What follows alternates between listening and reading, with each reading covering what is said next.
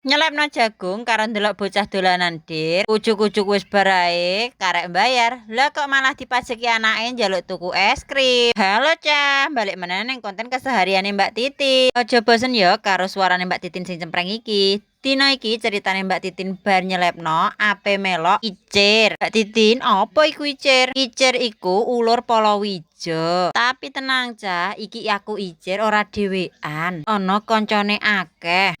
Ora duwe sawah melok icir, sapa tahu besok kelar tuku sawah dadi iso lakoni gawe sawah nek wis duwe. Iya apa ora, Cah? Amin, amin, muga Gusti Allah ngijabahi. Dina iki rombonganku ape ulur kacang jangan karo krai. Iki kegiatan KWT. KWT iku singkatan teko kelompok wanita tani. Nengae wanita tani, ya mesti penggaweane ulur tandur-tandur apa-apa ning sawah. Iki mang ceritane tajunane ape diuluri kangkung, naming bibite ora ana dadi diuluri kacang. Ora apa-apa, padha-padha menghasilkan. Lahane akeh banyune isih mangsa udan dadi sikile kepetel kabeh iki. Ning ora apa-apa, wong ancene wanita tani ku kepetel ning sawah ya wis biasa. Dhewe karo ibu sosialita. Oh, bocilku melok gopak, senenge ra karuan. Lek ku icir wis bar iki karek nguruki, dadi iki ana bagiane dhewe. Nek ulur wis bar iki bocile njaluk muleh, aku dadi ndanggake muleh, iki soalé wis surup. Ayo muleh, Cak.